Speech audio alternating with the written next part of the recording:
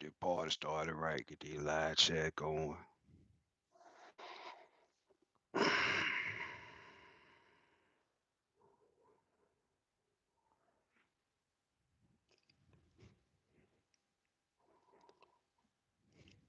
With Dilio.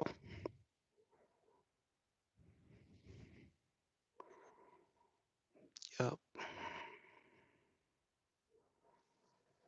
Oh yeah, what going on? Mac, what's up, Mac? Gentlemen, Andre. Good evening, my moderator. What's up, all my Mel? What it do? Struggling at the mud. AJ. AJT, what's up, bro? AJT pitch profile picture was like genuine a little bit. I had see what that genuine. A59. Ain't nothing to it. Marquis, what's up, Marquis? Hey man, just be a little red wag. When nothing but finna add this to the playlist of things other owner operators may not tell you and inform you. And I say not owner operators because I think the title of that playlist is things other company owners won't tell you, and it's something that is not considered pertinent to owner operators. It's for people that want to own companies, people that want to be the person that signs for all this stuff. And stuff happens and stuff. It got your name at the bottom of the paper, whether it be good or bad, completed or not. Shit got your name on it, got your company name on it, regardless. But that I don't know who keep calling me. I wish they'll stop. If sound call came back in, give me a one in the comment. What's up, Carter? Okay. And like I like to give y'all real life scenarios so y'all know when it come up or when something of that particular nature happens in the future when you get to doing it because it's gonna happen. I ain't making these videos sporadically like this just because this shit ain't gonna help y'all. I'm making these videos like this because this stuff meant to help you, especially on your journey with owning the company, because there's some stuff you can do, there's some stuff you can't do, and there's some stuff that you can do, but you probably shouldn't. So we're gonna start this out for the new people on here. If you're new to the live, don't forget to like, comment, subscribe. Have you ever been at a shipper and you was like, or a receiver, you dropping off at a ship or a receiver, and you looking at the customer like, man, I like this operation around here. I like how they do business. They seem to pay well. I got pretty good staying on this load right here.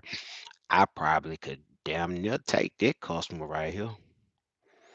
I could probably double back and just snag this one right here and be on by my business. And I just start pulling direct up out of here.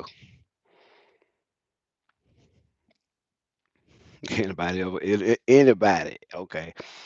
Give me a thumbs up if you do this and you've ever pulled up and be like, I sure would like to pull out of here every single day and not have to go through the broker. I'd love to do that. Put thumbs up top. And subscribe to the channel because you're in the right place because that goes through the thoughts and the minds of everybody that does this, whether it be for themselves, whether it be an owner operator scouting for they people they work for, or whether it be the company owner that pull up to a place and he just like the vibe and he like, I want to come here every day. Yeah. Well, if you're a company owner, you want to start doing this. I encourage people to do stuff with the proper preparation because proper preparation prevent poor performance. I put it on a shirt for a reason. Check out the merch. Now, okay, one of the main reasons why everybody doesn't just do that and run wild with it and the broker basically gets put out of business is because of agreements that have been put into place in contractual form in the form of carrier broker agreements in most cases where it's most of the time pretty clearly stated that you are not to back solicit the customer But if we read a little bit farther, which we're going to get on this topic in this video, we're not going to keep it too long, but we're going to thoroughly explain why you really can't do that. And if you're new or about to start out or haven't started yet and about to get started, even if you've been started, you might want to do some of the things I tell you before this video to kind of forego the situation where you ain't got to even worry about getting caught up in this whole little loop of stuff like that. But okay, in the carrier broker agreements, in most cases, they said, man, you're not to even discuss the price of what you're doing this for. Like this shit is trucking like you trapping for real. This a drug deal. At the same time, if you follow me, you know in the drug deal, you got the source, you got the middleman, you got the end consumer. Most of the time, the end consumer don't got a problem with paying a little bit more than what the source costs because they don't know the source, nor do they probably even want to know the source. So at the same time, the middleman is in the middle, making sure that the end receiver is happy and the source is also compensated. So everybody win, and he makes some in the middle. But during all this stuff, the the the the source is looking at them like, I just need the job done. You just need to get the shit going. I don't give a damn. I don't care what you're selling for. And these folks over here just like, I don't want you to tear my mouth out. I just need to serve it done, but I need to pay a pretty good price. Just give me my stuff and I pay what's reasonable. And we're not gonna worry about what happened all in between. And that's how it goes in most cases. That's why I said trucker like trap, because it really like kind of it is what it is.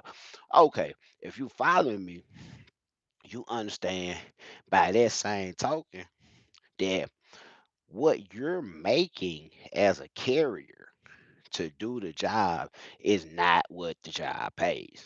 First of all, because if you made exactly what the job paid to do the job, the broker wouldn't even make any money, and the customer would pay basically just you. And then you wouldn't have to invoice the broker, which has all the money from the load. It takes their percentage and pays you the rest after you invoice them. That's how that works. So I'm gonna give you a scenario where this comes into play. Not really on the back soliciting, but you're gonna get the picture when you hear the scenario. Now here's your scenario. You got a load book. Um 1,400 pounds. Um Needs to be tarp, goes less than 220 miles. I think it was like 215 miles. Um like $700. And that load was being used to get the person that I was moving, truck I was moving, uh, back in position to some $6 a mile freight that I got them on, but I need to get them back. So that was basically a semi that snatched the high side load that didn't pay terrible at all and got the job done, got them back in position. But the crazy thing about it is when you pull up, they like, hey, man, Dale. What's up, Dale? Oh man, okay? Man, appreciate y'all. Appreciate y'all. Hey man, Dale, man, been so long. Ain't that something? Well, y'all some day one folks. Deborah, that's day one, y'all. I had to stop for a minute and say this about Deborah. That's day one. Hey, but okay. Now, check this out. You get there, you got this semi. Now, truth be told, this load was specifically suited for a high shot. But when I called about it, I was like, hey, does it matter if a semi pulls up? Can it, can a semi fit in the facility? Is there any limitations in the reason that they can't pull up, or is just because this load is so small, and I omitted this part, that it's so small that y'all charging a truckload and y'all finna send a smaller truck in there for less money and keep the change? Ooh, we're not gonna talk about that part. That ain't really our business, but I know this. You know what I'm saying? I know because it's a move. It's based off on completion of a move most of the time, unless the shipper and the receiver people at the shipper are real hip and be watching YouTube and shit like this and be trying to run the carrier in and the broker end of the establishment. Motherfucker, stay in your lane. If you're the shipping and receiving manager at a big old business, get your quotes and figure out what it take to move a truck and get out the other folk lane. You say you need a broker to get it moved, hand the list to the broker and let them move it. Stop trying to dictate all that shit about the money and this and that and the other one. It ain't really on that. It's on the people that doing the work. That's why I'm here to teach people that doing the work how to charge for this shit. Yeah. That's what I do 1 hour consultations. Teach people that do the work how to charge. Y'all concentrate on teaching motherfuckers that work in the back of warehouses how to stack shit in the right place so y'all can get this shit out of the warehouse and on the truck in a timely fashion so y'all can stop holding up everybody's goddamn clock. That's what you do. Stay in the fuck your lane and be there. And I'm gonna stay in my lane. Well, logistics. You worry about getting shit made and warehoused and out of off the dock. And we're gonna worry about everything else to the end. Okay? You do that for me. That's for the high shot. Hey, you do that for me. Stay in your motherfucking lane, Mr. Shipping Receiver, man. Okay. All right. Now that I said that, stay in your motherfucking lane, bro. When it's time to pick up and you pull up and it's supposed to be 1,400 pounds and they take advantage. See, this the problem. Then when you know it really a dick move. Because high shot supposed to be pulling up. That's what the broker said they was gonna provide for that size freight, that weight freight, going that short distance. High shot, bam.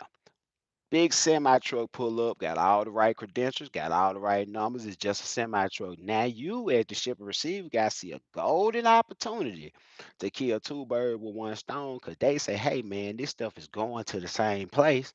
Let's do 39,000 pounds. And not even in a asking type of way. It's just like, oh, okay, here's your paperwork. You look at the paperwork. The paperwork don't say 1,400 pounds. The paperwork just say 39. And they walk off and start getting on forklift, start picking up shit. You be like, oh, wait. Like it cool. Like it cool. I'm talking about go from 1,400 pounds. Huh? What it look like? Some steel? Some steel, like some fucking plate steel and some beams type shit, man. Some real steel, heavy shit, bro. Like go from 1,400 pounds to 39,000 pounds. Just like, oh man, we see the opportunity. Let's milk this cow. Okay, now that ain't really the bad part. It's shiesty though. It's shiesty. Because what they trying to do is, as the shipper receiver, man, he trying to go outside his lane. He trying to go outside his lane because going outside his lane is jumping across the broker. And you'll be like, well, that's a good thing. He approached you. You didn't approach him. Mm-mm. See, everything look good ain't good for you. All money ain't good money. And sometimes the slickest shit you ever tried to do was the worst shit you could have ever tried to do because it was a trap the whole time. It wasn't nothing but a test. It wasn't nothing but a test. You just didn't know it was a test. That's why you look like an asshole after the test was over. You failed because you didn't know it was a fucking test. Gotta take this shit seriously. So seriously, what's gonna happen is the shipping and receiving man gonna shoot this shit to you. Hey, we're gonna put 39,000 pounds on there. You're good with that? And in your mind, the first thing you're gonna say, hell no, I ain't good with that. I need some more money. If this pays $700 to do what it's doing right now at 1,400 pounds, I need some more money. I'm finna go like 200 miles. You know what I'm saying? I could be nasty and come up to around 1,600, or I could be fair and even and do something like 12. But I know this seven ain't gonna rock with no 39,000 pounds. Y'all with me?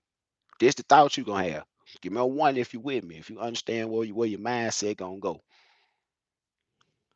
Big country, what's up, my dog? What's up, bro? Bro be out there running. All right. So in your head, you like, man, 39,000 pounds versus 1,400 pounds.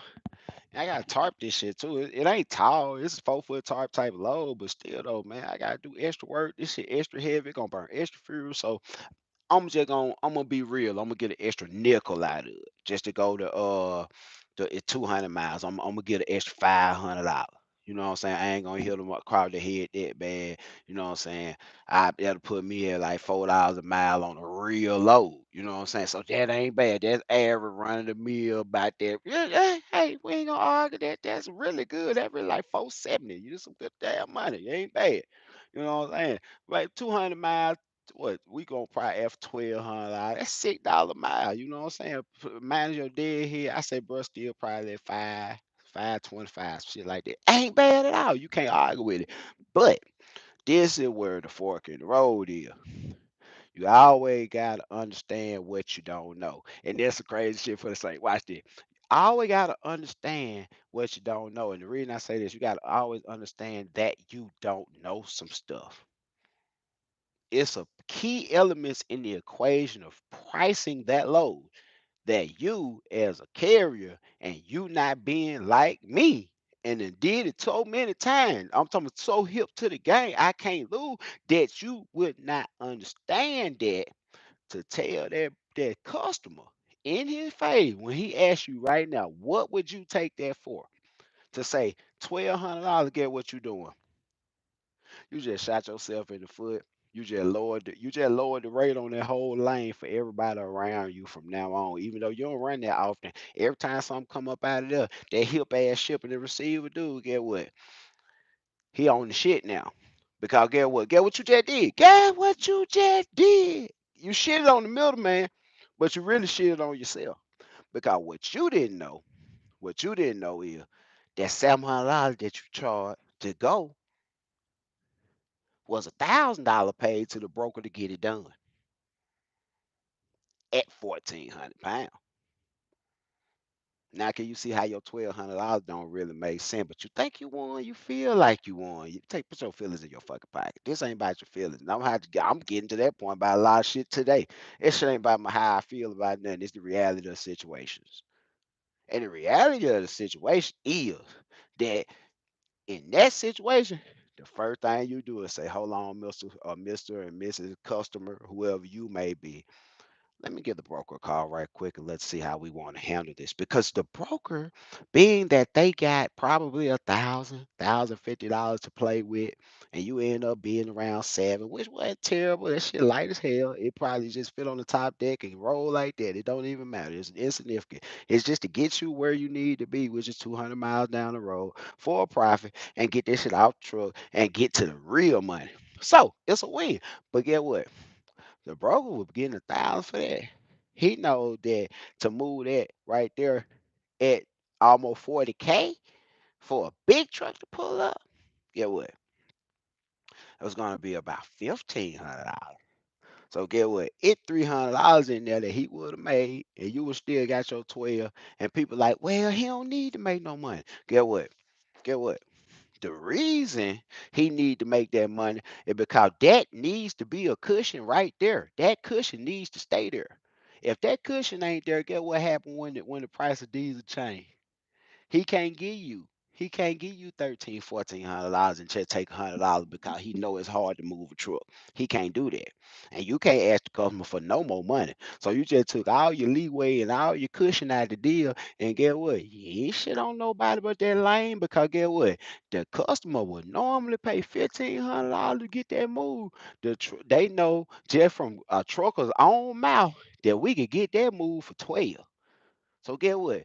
We're gonna give the broker $1,300 to work with and tell them to get it moved. So now you're trying to bird feed the broker from the ship and receive department, and the broker trying to bird feed the truck from the broker office, simply because people think they be getting over when they ain't getting over. And I had Jim call me about that this morning, the incident that happened, and he handled that very much so correctly. You know what I'm saying? As far as it was, we ended up going back to the original of what it was supposed to be. But at the same time, keep this in mind now. Ain't shit slick. Ain't shit slick. And ain't shit sweet.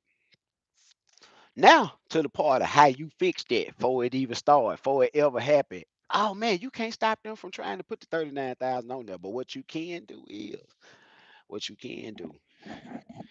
hit me on the line. for a consultation. I got one more to do. I think a gentleman named Chris. I gotta call you, Chris. I'm gonna call you. It's probably gonna be tomorrow. Today is my wife's birthday. I would like to say happy, happy, happy birthday to Latasha Stanley Butler, the love of my life. The reason I would throw all this shit away. For real. So, hey, back to the educational part of it. But I love you, baby, and I appreciate everything you do for me and how you motivate me to be a better me. But let's get back to what we were talking about. How do you overcome that situation to begin with? John, what's up, John? Good guy out there. What's up, man? What's up, Denise? Hey, Didi. Um, how do you circumvent that? You circumvent that by slowing down in order to speed up. What I oftentimes tell a lot of people, you gotta slow down in order to speed up. Oh man, that's cool. That's cool, Tina. Tell her I said happy birthday. Her hustling ass, boy, and she ain't gonna let you fail. Like Tina